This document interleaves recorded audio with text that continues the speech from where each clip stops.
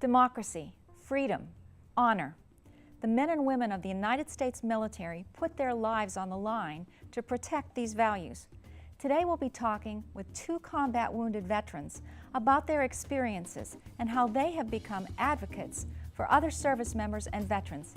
Coming up next on Metro Center Outlook. This program is made possible by funding from the UCF Metropolitan Center for Regional Studies, where government leaders, business executives, and academic experts come together to discuss major issues facing the state of Florida.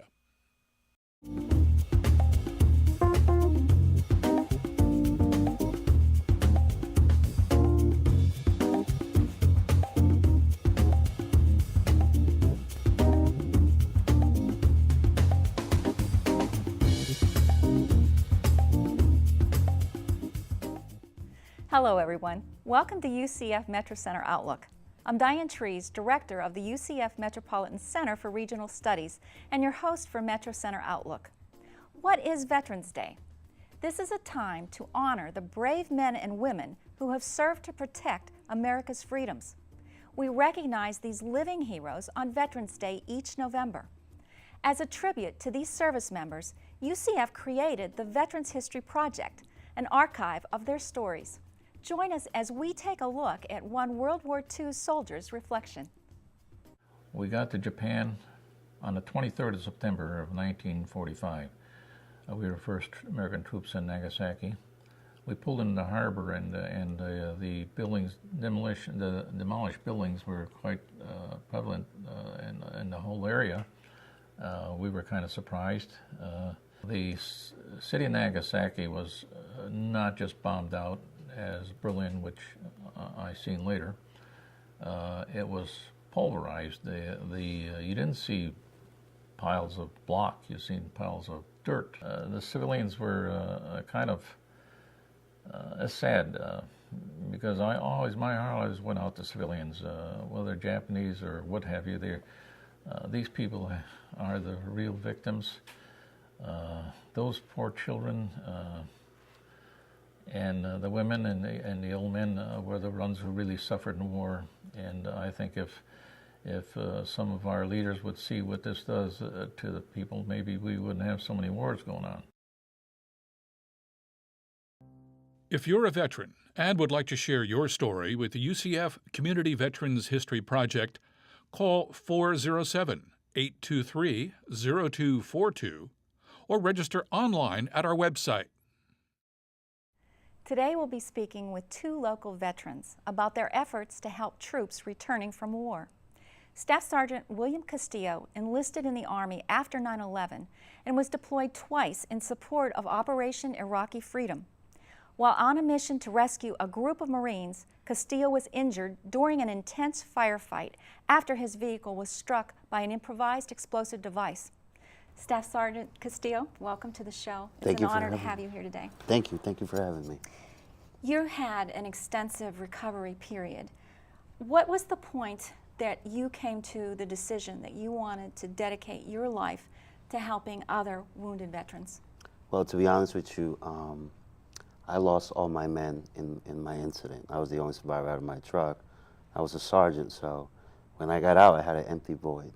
I felt like I failed the men. So from that day on, I felt, there's a lot of wounded soldiers coming in. I'm still a sergeant in my heart and spirit. So from there on, it's just been going forward. You have a home that was built by Building Homes for Heroes, and you're active with that organization. Can you talk a little bit about your involvement and what that group does? Absolutely. And when I got injured in '07, I did 2 years at Walter Reed. Came back to Orlando, Florida, and didn't know what to do. And Andy Puja, our founder, came to me. He said, listen, I have this organization. We want to build you a mortgage-free home. I was like, wow, why me? And he was like, well, we read your story. Your kids and your family are great. They came down. They built this beautiful home in Hunters Creek. And then they brought the community around it, the fire department, everybody in Home Depot, Lowe's. Everybody just came in and started donating, changing things around. And I saw the impact that it did on my life. So I told Andy, his name is Andy Pujo, I said, Andy, what can I help? And you said the impact on your life. Yes. What do you mean by that? Well, in the time that everybody's losing their home, all of a sudden I'm gifted the American dream mortgage free. So right off the back, as a father and husband, it really impacted my life. It put me at ease a little bit. But it also gave me a new mission. I found a new mission, a new way to give back. So that's how it impacted my life. Now your family, you have 4 children. Yes, ma'am. What has this meant to them? It's meant everything to them. They don't really understand the magnitude of it because they're so young still. But I mean, here they are, they're playing in the pool, in the backyard, and you know, they like I say, they don't understand the magnitude, but I see the happiness, and me and my wife understand the magnitude, and we're real thrilled with it. You are also very active with Operation Give Back. Now you live in Orlando. You Yes, work ma'am. for Homeland Security. Operation Give Back is based in Central Florida, I believe. Correct. Can you talk a little bit about the mission for that group and how you're involved? Yes, last year, Sergeant Major Garcia came to me. He said, listen, I'm starting this organization. It's called Operation Give Back. We want to go out there and support other organizations that are already established. And anything to help the soldiers. I was like, go for it, Sergeant Major. And he took for it and he ran with it, and he created 2 programs, Operation Give Back, and underneath that program, Section 60, which is very similar to Make-A-Wish Foundation, but strictly designed for parents that have been lost in combat. So the kids get to make a wish, they get to meet an artist, whatever their little heart's desire, we're going to try to grant them. Now, is that a program that's already underway or just in the planning processes? Actually, it's in the planning process, but Sergeant Major's moving 100 miles an hour, so we'll be out there shortly. These opportunities sound like they've come and reinforced the decision that you had made to give back to other people. Absolutely. I mean, it's very humbling to see that despite the economy the way it is, people still want to do the right thing. There's still a lot of good people out there, and they're just looking for avenues to do it. And I'm hoping to raise that kind of awareness. You sound surprised that those opportunities have been offered when what you've given in service to the country, you could have a very different attitude. You know, when I went to serve my nation, I served right after 9/11. I looked at my daughters and I said, what kind of nation am I going to leave behind? You know, I could say, I was working at Subway in New York. I could work in Subway and hope somebody does something for the nation, or I could be that person, just go in and join. So I joined the very next day. So 9/11 was actually the catalyst for your entry into the military. Absolutely. I was in Queens, New York, and when 9/11 happened. You're also very dedicated to the Wounded Warrior Project. Correct. How does that empower veterans coming back? What is that organization? What is it they do? Well, you hit it on the nail. Empower soldiers. You know, as a soldier, you're trained a certain way, and all of a sudden you're injured, and that training is no longer there. You might have it spirit-wise, but you can't do it. So the Wounded Warrior Project gives you an opportunity to actually empower yourself again. Use the discipline, you know, the resilience, the fortitude, and apply it somewhere else. At the end of the day, the people who serve the military, they do it for the nation. So it doesn't have to always be combat. You don't have to wear the uniform to serve your country. You could do like what we're doing, just raising awareness, trying to do the right thing. So, what are some of the programs that they're offering? When you say empower, how do they do that? The Wounded Warrior Project can empower you by connecting you with the right people. Let's say you want to do public speaking. Maybe they could channel you through the right directions to get the proper training, as well as a network of wounded soldiers.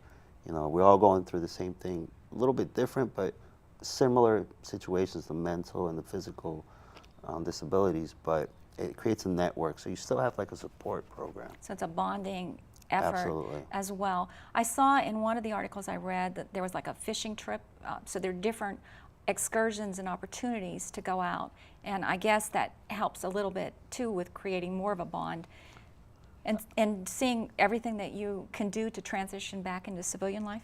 Absolutely. Well, you know, when you're in the hospital for 2 years, the Wounded Warrior Project or some of these organizations is actually your first experience into the civilian world outside the military with your new disability. So that slow transition really does help instead of just, okay, here you are, here's your flag, thank you for your country, thank you for your service. And all of a sudden you're in shock. You're like, wow. What is your advice to other veterans who are struggling to make that adjustment, what would you have them, where can they go, or what would you tell them? Definitely seek help. You know, one of the hardest things to go from is, in the military, you're never sick. You never go to sick call. All of a sudden, Whether you're sick or not. Whether you're sick or not, you're never sick. All of a sudden, you still have that personality, so you never ask for help. I could handle this. I could do this on my own, and it can really get to you. So you got to seek help. But the number one thing is you got to stay busy. You got to stay busy. A good friend of mine said, hey, we're a destructive force if we're not told what to do. And it's exactly right. It's not a switch you could just turn off. That doesn't work. So you have to stay busy. You have to go out there, and there's a lot of sergeants, a lot of soldiers out there, and they want to do the right thing. They just don't know how to, and they get caught up in staying at home thing, and you just got to go out there and stay busy. Stay busy. What would you say that civilians can do to help ease that transition back for veterans coming back from war? I think they need to educate themselves. They need to know exactly. A lot of people, they see me and they say, well, how do you deal with the disability with the leg? It's second nature to me now. My biggest disability is the emotion, the mental trauma. That's the hardest part. So I think civilians need to educate themselves. So if you're going to hire a wounded soldier, be prepared, because it's not just 9 to 5 to him. Everything still might be life or death or whatever the case might be. Just be prepared and educate yourself and raise awareness. Go out there, speak. You know, we love to shake hands. We love to hear thank you for your service. You know, we might not say it, but we love it. We like it. It means a lot. It means a lot. What does Veterans Day mean to you? Oh, wow. Veterans Day is a tough one for me. Every Veterans Day, I'm either doing an event or some sort of raising awareness. But to me, I think we should all, instead of going out there and barbecuing as veterans, I think we should get together, and I think we should try to do something positive with ourselves. I imagine it brings a lot of memories to you as well. It's rough. I'm not going to lie. It's rough. Yes. Well, your service to the country is just an amazing, amazing thing. And I'm glad that organizations like Building Homes for Heroes can help and impact families like you. Well, thank you so much. Anything else that you would like to bring awareness to? Any other organizations that might help some other veterans? Absolutely. There's a lot of organizations, but mostly the ones that I really, because there's a lot of other organizations that do a lot of different things, but the ones that I feel that really impact the soldiers is Building Homes for Heroes, Operation Give Back, and the Wounded Warrior Program. So if if people could just get online and Google us, and there's plenty of ways you can help, from just manning a table and giving out flyers to doing what we're doing right now. I would imagine that is also an education experience, like you said, for people like me who have never been in the military for that. Yeah, absolutely. Yeah, you could definitely, and if you meet some of the soldiers, they're some of the most humbling people out there, and I think we could all learn from each other. Well, and you're obviously very humble. Staff Sergeant Castillo, thank you so much for what you've done and what you continue to do to help other people as well. Well, thank you very much for having me. Thank you. Now let's take a look at another story for the Veterans History Project. The era was women did certain things and never the twain shall meet. Fortunately, being in aviation, you did a lot more things that men did. The only choices women had were air controlman or photographer. My contemporary women in the service at the time, we always felt we had to do twice as much, 3 times better than our male counterparts for it to count. And we did.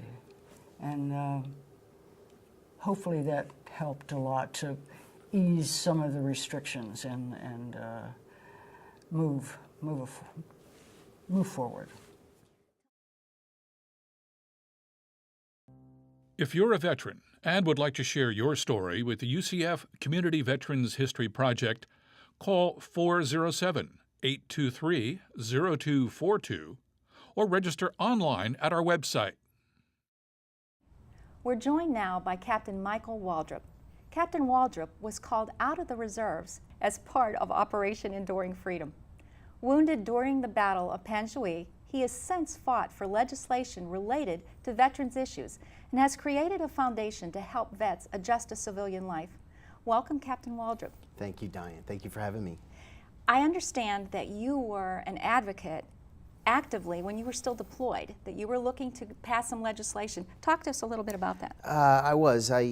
As a soldier, when you enter a combat zone, soldiers are federally exempt from all taxes. And it's a great benefit for those serving in combat zones and in harm's way, other than your local state property tax. And my idea while I was overseas was to try to lead an effort through the state of Florida to exempt those in harm's way from property taxes while they're away from their families and away from their homes and serving for us. And it took a few years to get it going, and it passed with 3.9 million voters. It was on the 2010 ballot. It was in November. Amendment 2. Amendment 2. Yes. So we're very thankful that from this day forward, anyone that's going to be serving our country in a combat zone in the state of Florida is not going to have to worry about property taxes. Now, that took effect in January 2011.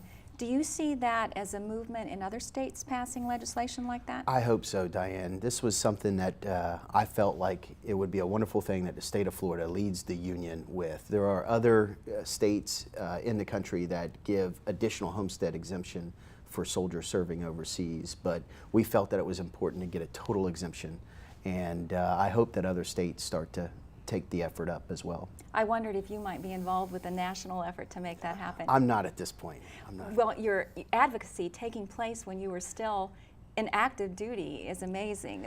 You had a lot of things going on at the same time. Well, it was when we were back at our in-between missions, when we got a chance to get on the internet. Excuse me. We started an email campaign and just started emailing our legislators and government officials to try to lead the effort. So. When you came back, despite the economy, you decided to start your own company, and not only a company, but one in construction, Blue Cord Construction. Yep, in the middle of a recession. Tell us, first of all, the significance of naming the company. Sure. Well, probably not the smartest guy in the world, but the name of the company is Blue Cord Design and Construction, and we've been very blessed.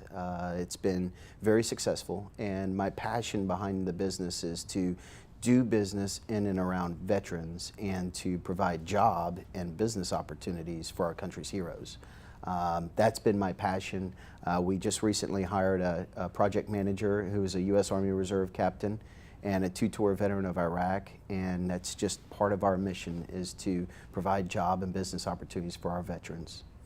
How are the other opportunities? How is this company allowing you to fulfill that passion that you obviously have to help and to give back?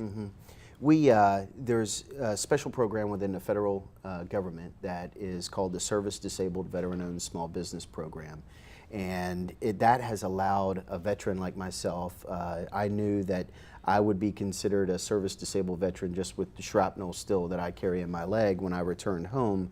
And it provided me an opportunity. And we're a huge advocate for that program, because if it wasn't for that, we'd probably be starving. But instead, we're on the way to growing a small business. So you were able to make some connections to help you get the momentum going, and then outreach with other groups here to make your company work.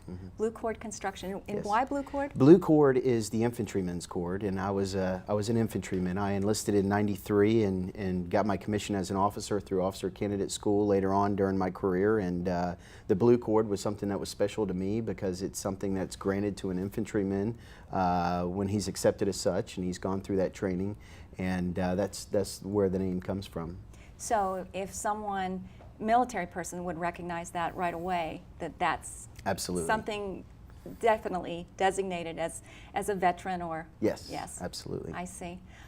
Captain, you have a wonderful family, but despite that, you still had difficulty transitioning into civilian life. Can you share a little bit about that? It was hard, and it's hard for all of these young warriors that are returning home from the battlefield. You've got to literally flip the switch, so to speak, from a combat zone to being back into our society. And our society is very, very difficult.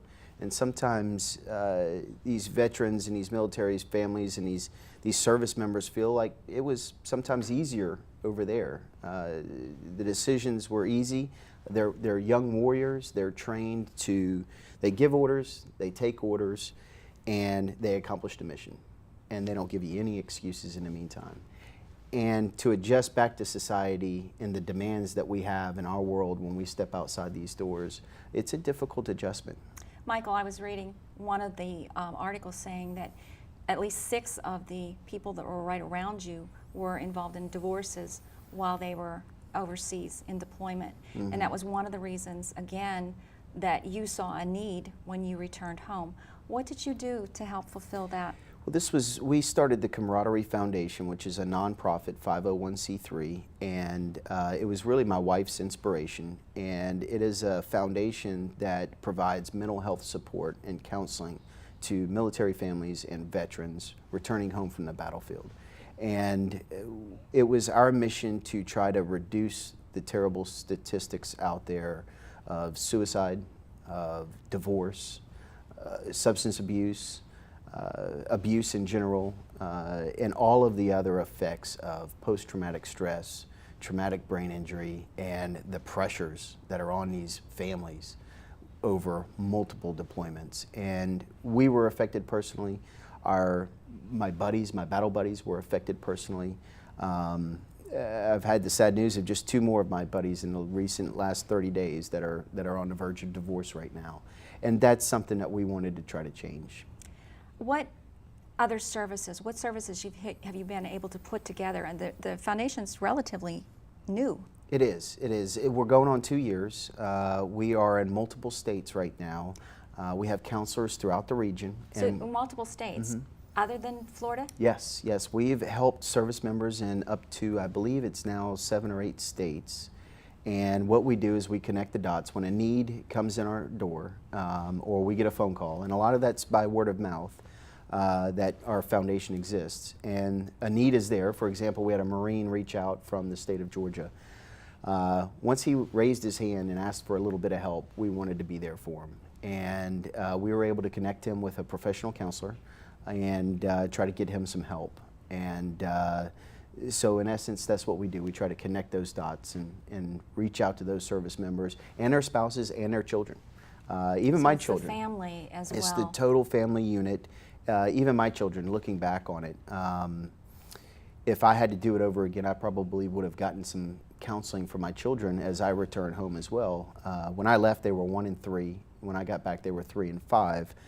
And it took them about a year to adjust with Daddy being home.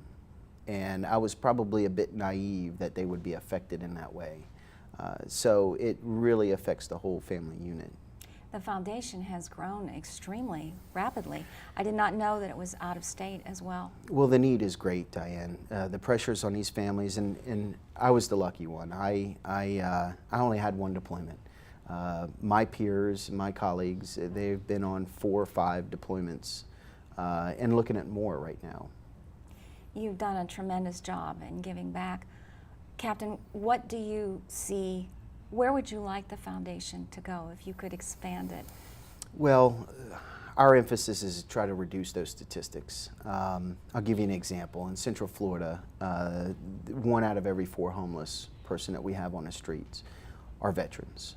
And in my mind, 25 years from now, that can't happen. That's a horrible statistic. That is unacceptable.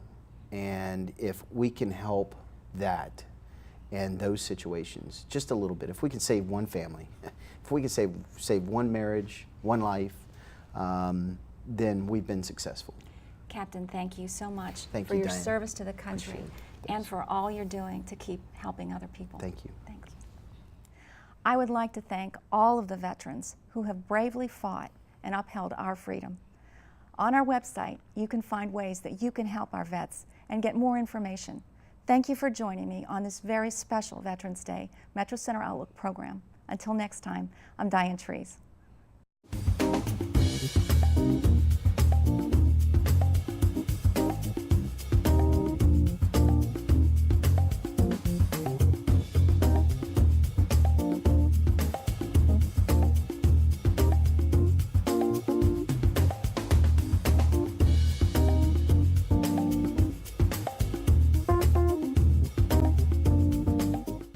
This program was made possible by funding from the Metropolitan Center for Regional Studies, where government leaders, business executives, and academic experts come together to discuss major issues facing the state of Florida.